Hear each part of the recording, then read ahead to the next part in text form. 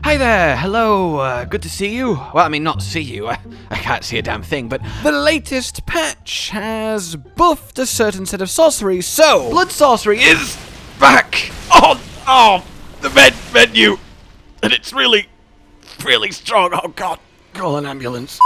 Hello, fellow tarnished all. Welcome to my first 1.07 build. That's right, it's the classic int sorcery build that requires faith to cast its spells and needs arcane to use its glintstone staff. It's definitely a well off the beaten track style that now truly shines. It really does. There is something truly gnarly about whipping out your own blood. I don't know why I say that so casually, like, oh, well, 1 second, let me just whip out my blood. In any case, there's nothing more badass than whipping out your blood, forming it into crystalline stabbing pillars, and plunging them deep into your foes at one hell of a ridiculous distance, and essentially having a forced bleed out race with whomever dares to stand against you. So what's actually changed then? Well, in a 1.07, we have decreased the FP consumption. They're now incredibly cheap.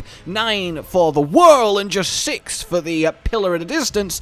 That's really efficient, and most importantly, they have buffed the blood loss build-up on these sorceries significantly.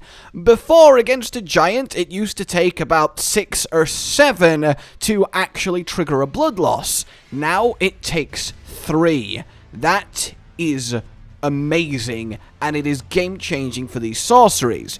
Now, before I even go any further, you do need to use the Albinauric Glintstone Staff. It's the only staff with arcane, which means it's the only staff that will buff the blood loss build-up with your arcane stat. So while you will deal more raw damage with the sorceries using Lusats or Renalas, we're here for the blood loss, as that triggers our plus 30% damage from, you know, that usual White Mask and Bloodlords duo, and we want to get that big burst of damage as often as fast and possible. But to rewind just a second, we have the other factor of 1.07, which is increase their casting speed, which is kind of nutty because they were already really quite quick. You could chain them both very efficiently, and especially on Briars of Sin, that comes out really alarmingly quickly, and it's also really alarmingly large how much area it affects, and can really catch people out from both the timing and the scale and the damage in PvP. It all but one-shot this guy, and if he wasn't incredibly tanky, buffed up with his boiled lobster and all of that shenanigans,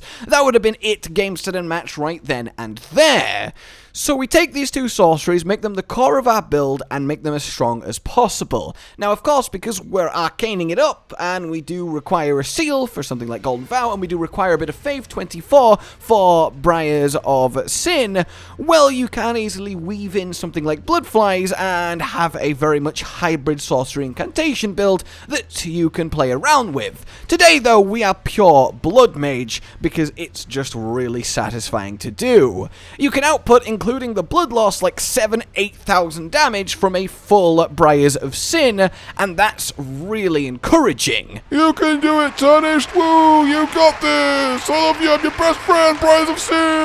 So we have this double up of sorceries where one is incredibly long range, and I do mean incredibly long range, bursting out the ground for massive amounts of damage, 1500-ish or so a hit, applying constant blood loss, which will then power you up even further as the enemy approaches you, and then once it does get to you, well, then you can switch over to Sin and do your close range whirls, which do even more damage, and it just makes you incredibly deadly at both ranges. Now, the cherry on top of this build is the dagger. Not only does it give you a little bit of option for melee to finish lower health enemies off, to mix up in PvP, but on it we have the newly buffed Endure. That gives you near infinite poise and massive damage reduction, and it now lasts nearly 5 seconds. Which means you can endure up from the dagger and cast the full triple Sin combo while being impossible to knock out of it almost, and that is really good too, especially PvE where you can just tank the enemy as you bleed them out. It's really, really satisfying to use, as is Briars of Punishment going through a level, because you can chain cast it so fast, you cast it, swap target, cast it, swap target, cast it, swap target, and just watch everyone die one by one in explosions of blood thorns. It really, really does tickle that itch to bleed. Oh god, don't tickle something until it bleeds. Anyway, that's the kind of general playstyle. Fully buff up, get your Endure on, do your triple sin, or snipe at range with the punishment, and make it happen. So, the actual accoutrements here that make this pop are as follows. We have the Staff of the Guilty, which drops from these flaming torch-carrying crazies, and this will give you plus 20% damage to your Bloodthorn sorceries. This is obviously fantastic. We want this in the other hand for the passive, but we want to cast with an Albinauric Staff for the arcane and blood loss build-up boost. We want our dagger. I've got it set to frost, as you can get the proc quite quickly with a dagger, and that's very nice, but set it to whatever you feel like. With Endure on it, we want a seal. Arcane seal makes, of course, the most sense, especially if you're going to go with some arcane incantations like Blood Flies, and then the actual Albinauric's Glintstone Staff itself for the casting. You can also weave in some new bubble sorcery, the Ocular Bubble, with this too, as that's also an arcane sorcery, but we'll get to that in a later build, because it's awesome now. Then, armor-wise, of course, we want the White Mask for 10% more damage for 30 seconds when we get that bleed proc, and then we want the Aldrich set, as each piece, except randomly the legs, gives you a 5% damage boost to your blood sorcery.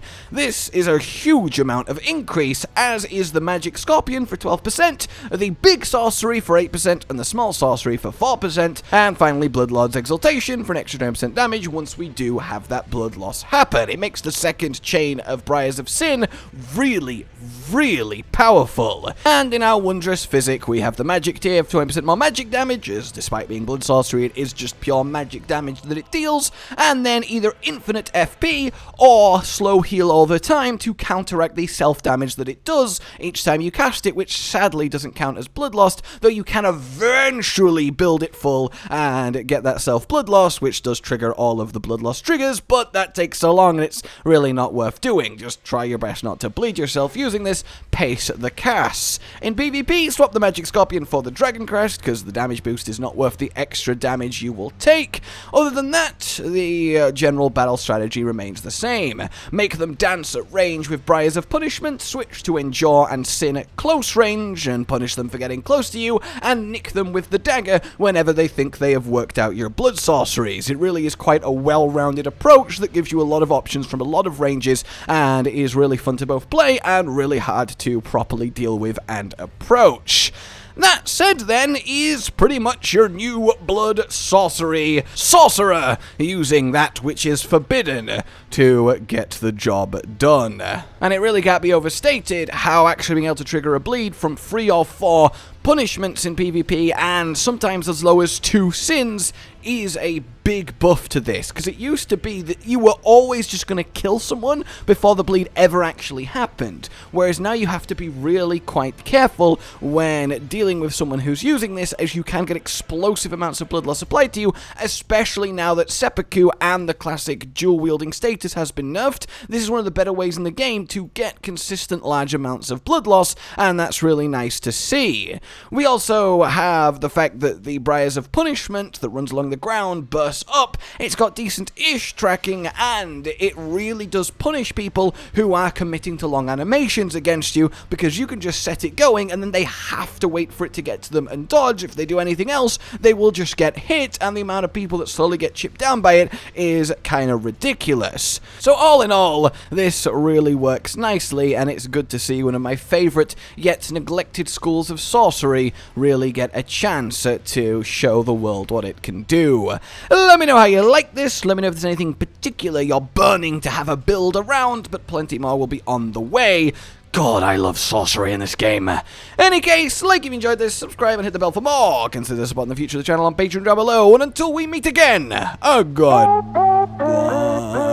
Josh, Cotton, and Hollow with the videos, dropping the humor like a hammer on your tippy toes, bringing entertainment on a daily arrangement to take our insanity and turn it into entertainment. Yes, I said entertainment twice. to reiterate that it is nice to look into your faces on a mostly daily basis when you let us in your homes to make the whole world a stage. Goodbye.